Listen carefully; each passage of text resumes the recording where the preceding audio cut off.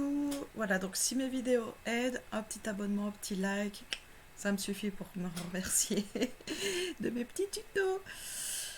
Donc, nous allons voir le Path Constraints avec des box afin que qu'on puisse faire une petite chenille, en fait, en gros, grosso modo. Donc, déjà, j'aide à la base une personne que j'ai remarqué que pour voir mieux, tu faisais un truc, à mon avis, un truc du style. Non, fais pas ça. Il y a ici, donc en bas à gauche, des moyens d'avoir différentes vues. Donc tu peux choisir en deux comme ça, enfin voilà. Quand on a plusieurs écrans, moi j'avoue que je mets une fenêtre sur l'autre écran et ma fenêtre de travail en grand, je préfère. Et pour faire, si tu as aussi deux écrans, petit plus, c'est vraiment le petit plus ici. Et c'est Float Viewport. Et tu as Float Viewport 1, 2, 3. Là. Et ça te fait une fenêtre. Enfin, ici, vous ne voyez pas dans un stream, mais si, je te jure, ça fait une fenêtre à part. Sinon, si tu n'as qu'un seul écran et que tu as besoin tantôt d'avoir 4 vues, tantôt d'en avoir qu'une, il y a le raccourci Alt-W. Donc voilà, hop, là tu vois au grand, Alt-W, tu vois en 4. Ça fonctionne aussi comme ça. Donc, c'était un petit rappel pour les views, pour avoir plus simple à voir ce qu'on fait.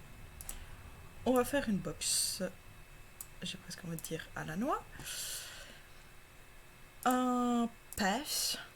Alors, moi je vais faire ma fofolle, je vais faire... Ah oui, pour faire ça, c'est... Donc...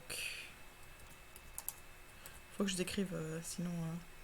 Je clique une première fois, j'étire, je clique mais en laissant appuyer. Je tire vers là où je veux que ça aille, quoi.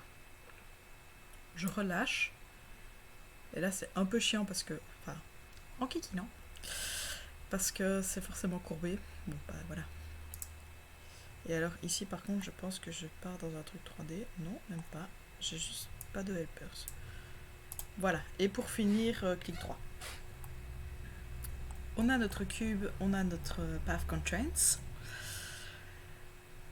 On sélectionne le cube, on va dans...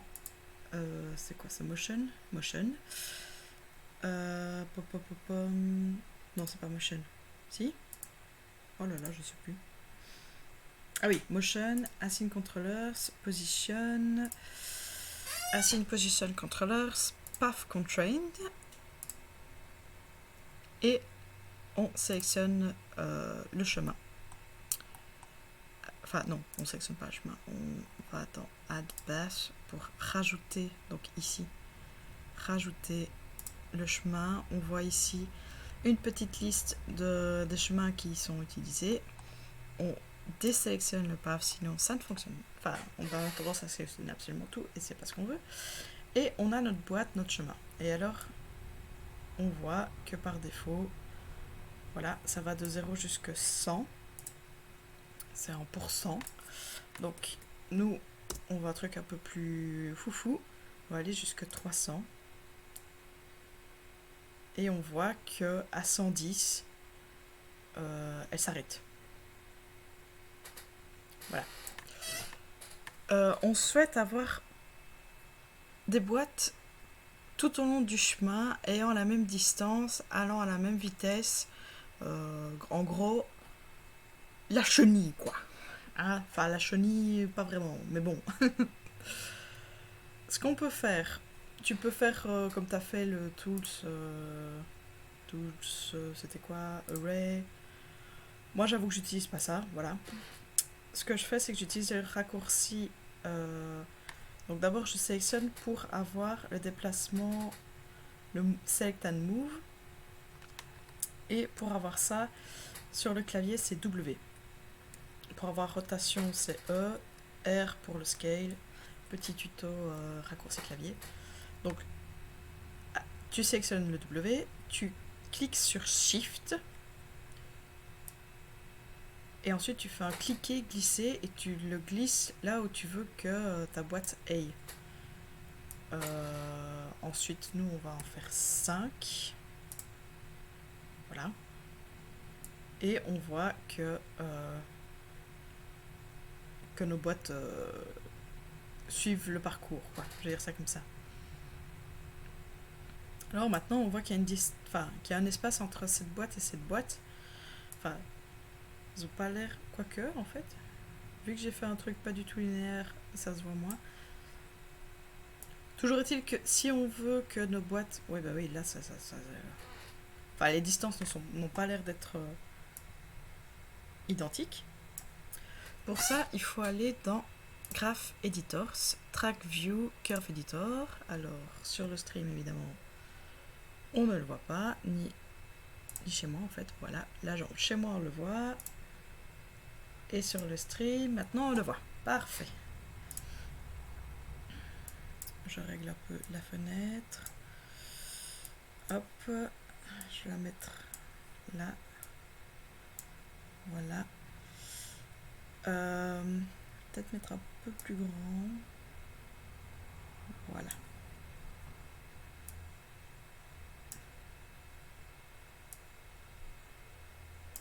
Voilà. Donc, sur le plan de travail, je dirais ça comme ça, on sélectionne les 5 boîtes et elles vont apparaître dans le Curve Editor. Je vais mettre en grand, est-ce qu'il met en grand? Ouh, voilà. Et dans le Curve Editor, alors oui, pour mieux voir, il faut absolument utiliser... Ouh là là, je me rends compte qu'il y a beaucoup d'infos d'un coup. Le Curve Editor, en fait, c'est les graphiques reprenant tout ce qui est animation dans notre scène, je veux dire ça comme ça.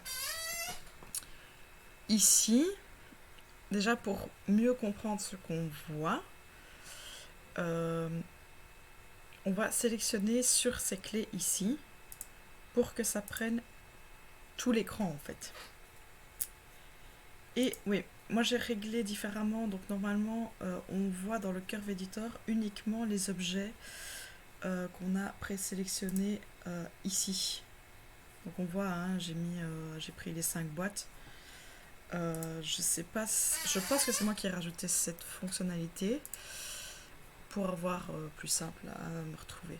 Sinon, c'est dans Box, Transformation, Position, pourcent linéaire float.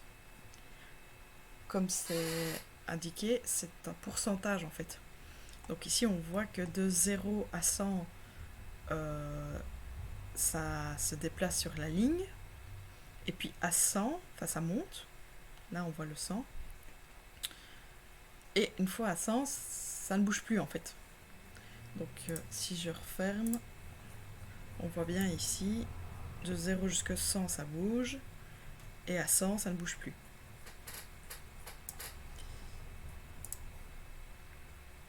Je vais essayer d'être concise. Oh, bon, ça va être un peu compliqué. Pour que les déplacements soient identiques, il faut que l'espacement ici soit identique. Donc on voit que ces deux lignes-ci sont plutôt proches, tandis que ces deux lignes-là sont plutôt éloignées. Et effectivement, on avait bien vu que là, par exemple, ces deux cubes-là sont proches, tandis que ces... Ah, j'ai oublié de montrer. Donc, on voit effectivement qu'ici, ces deux cubes-ci sont proches, tandis que ces deux cubes-là sont plutôt éloignés. Donc, on revient sur notre Curve Editor. Pour ça, on va, hop, déjà... ah oui, ces deux lignes jaunes ici qu'on voit, c'est où on est par rapport sur la ligne. Donc je vais vous montrer, enfin je vais te montrer, je sais pas, voilà. Si on déplace la ligne, on déplace ces deux petites lignes, ça représente l'endroit où on est. Précision importante, je pense. Donc voilà, nous on va commencer à 0. Ensuite, donc là, en bas, c'est la ligne, comment dire, c'est la ligne... c'est pas la ligne...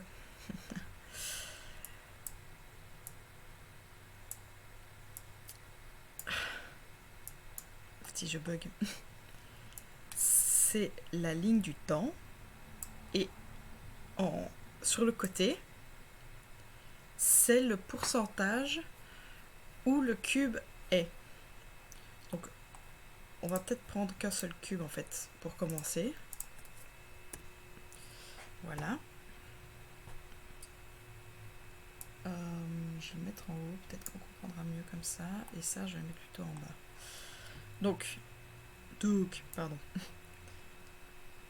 Ça commence à 0, ça finit à 100. Mais le cube à 0 est au tout début du chemin. D'accord? Et alors, quand on va sur le curve, non.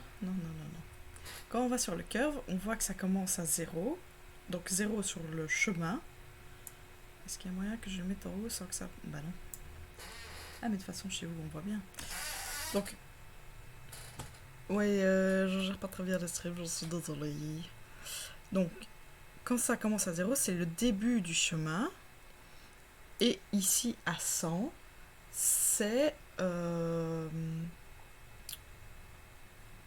c'est 100 par rapport à la hauteur, hein, donc 100 ici. C'est la fin du chemin. Donc, si on descend, par exemple, on va mettre là, voilà. C'est combien ça? On le voit ici, à 46. Là, je suis à 26, 60. Eh bien, il va aller que jusqu'à 60% du chemin. Tu vois? Si on veut qu'il fasse 2 tours, on va monter à 176 et ça va aller à 176% du chemin. Donc, hop, il fait une fois et puis après il s'arrête. Nous, ce qu'on veut, c'est que ça aille en continu, à la même vitesse, avec le même espacement, etc. Donc du coup, je vais dupliquer donc avec un Shift comme ça. Je vais en mettre... j'ai vu que 5 c'était pas assez. Je vais commencer par 5 parce que c'est plus facile à calculer. Donc j'en rajoute 4 pour en avoir 5. Ok. J'ai 5 boîtes. Pour que ça ait en continu, donc là, jusque... On va dire, ça ait en continu jusque la frame 200 et qu'après ça s'arrête. Comme ça, on a tous les cas de figure, je pense. Pour que ça continue jusque 200... Ah oui, c'est vrai, il faut d'abord sélectionner toutes les boxes. Voilà, on va mettre le Graph Editor en grand. Enfin, le Curve, pardon, Editor en grand. Donc, si on veut que ça aille jusque 200, il faut qu'on sélectionne ces points et qu'on les déplace jusqu'à 200. Alors, pour avoir plus facile, on peut mettre ici, pardon, le premier, 200. Hop, voilà. Une bonne chose de faite. Et on va dire que le cube doit faire...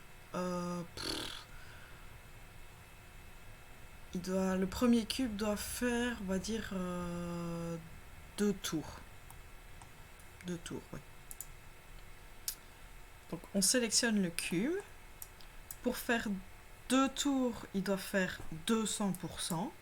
Donc ici, je vais mettre 200%. Voilà. Le deuxième cube, si on met 200 et 200, il va faire exactement le même trajet que le premier. Donc il faut qu'il commence au même moment, donc là à 0, mais qu'il soit plus loin dans le chemin. Comme j'ai 5 boîtes, c'est plus facile à calculer. Il faut en mettre une à 0, une à 20%, une à 40%, une à 60% et une à 80%. Et le 100%, bah ça revient au 0. Donc du coup, ici, on va mettre qui va commencer à 20% du chemin. Donc, hop, là. Haha, je te déteste. Voilà, pardon. Je parle de mes fenêtres. On va mettre 20%. Et il faut qu'il finisse aussi à 220%, vu qu'il a commencé plus tôt, enfin sur le parcours, et qu'on veut que ça aille tous à la même vitesse, etc. Il faut qu'il finisse plus tard, pardon. Comme il a commencé plus tard dans le parcours, il faut qu'il finisse aussi plus tard. Donc on va mettre 220%. D'ailleurs, je ne sais pas si j'ai mis pour celui-là 200, ouais. C'est toujours pourcent linéaire float, hein, ne pas se tromper. 220 à 220. Je vais le faire pour tous, comme ça on comprendra où je veux en venir. Parce que je pense que c'est plus instinctif une fois qu'on voit. Après c'est... Hop.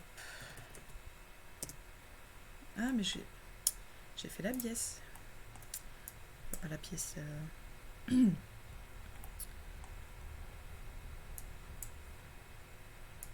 0, 200, 220. Là, c'est 20.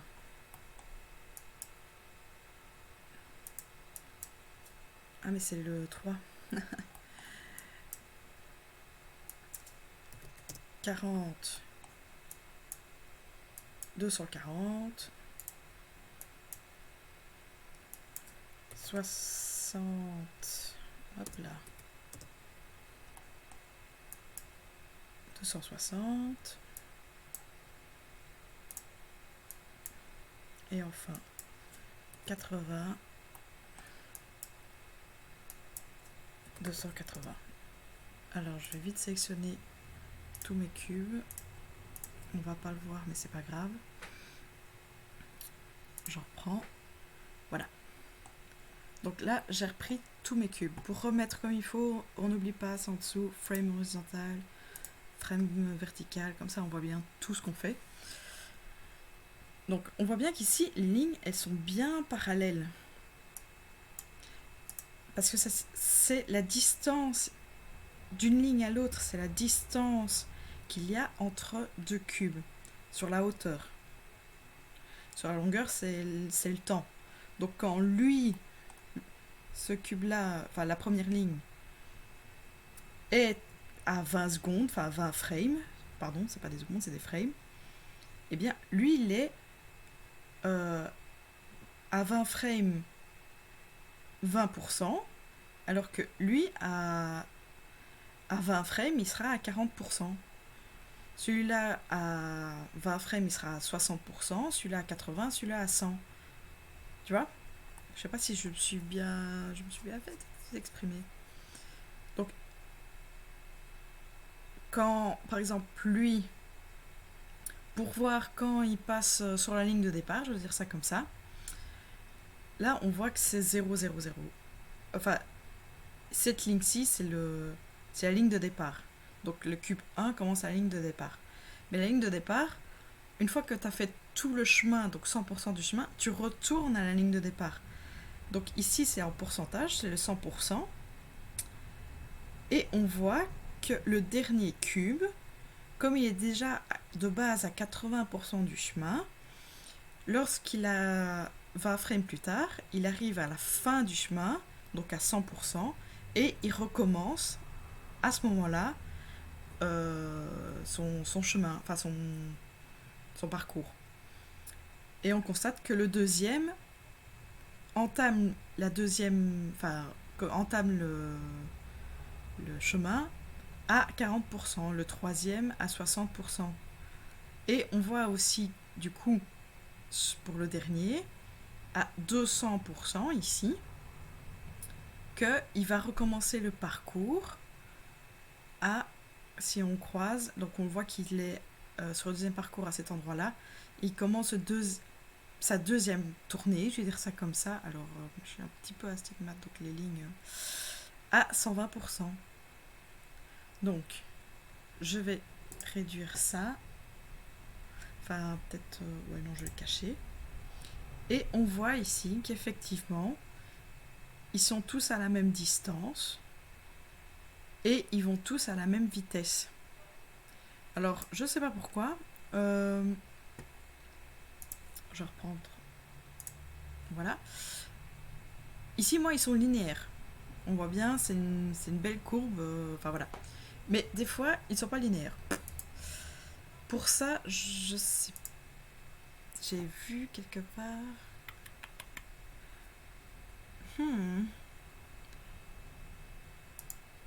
Use buffer courbs? Non. Il faut s'arranger que la ligne soit droite, mais alors. Simplificers? Non. Peut-être ici. Là, voilà. C'est ici. Donc, alors, je vais sectionner celui-là. Alors, contrôle pour en sectionner plusieurs, hein, ça on sait. Et là, on voit que c'est pour le rendre linéaire. Si je veux le faire courber, je sélectionne d'autres. Ah oui, mais ici, c'est que 2 points. Il faudrait que je rajoute un point, du coup, j'imagine. Hop. Voilà. Du coup, non, on sélectionne Move Key. Hop, on sélectionne les 3 points. Si je fais... Ouh, bah oui, là, il est en mode droite. Si je sélectionne 1, voilà. Puis après que je veux que ce soit une courbe, j'imagine qu'en faisant ça, bah non. Ah ah! Je me suis posé une colle, mais toute seule. GG.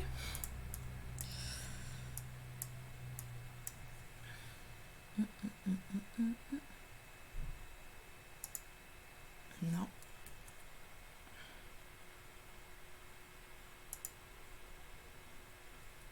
Non. Enfin, ça pourrait fonctionner parce que en mettant la droite... Ah non. Enfin, en mettant la droite, j'imagine qu'après, on pourrait mettre...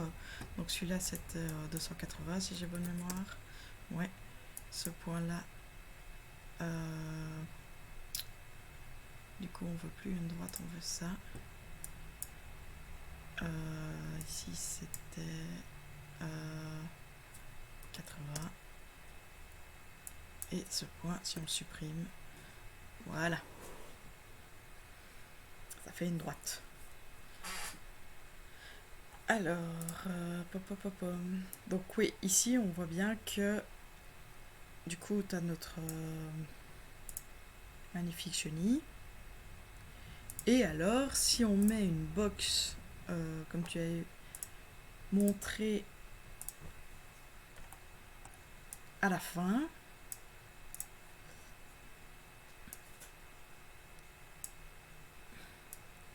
on va aller à un chiffre rond, vu qu'à chaque fois, j'ai pris des chiffres ronds.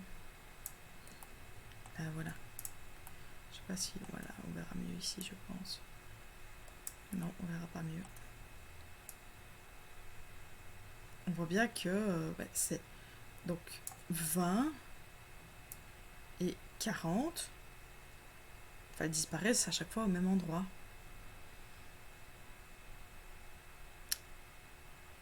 Voilà. J'espère que j'ai répondu à ta question et que j'ai pu t'aider. C'était un petit peu long quand même. Si je t'ai aidé et que tu veux me remercier, voilà. Juste abonne-toi, un petit like, ça me suffit. Voilà. À une prochaine, bisous.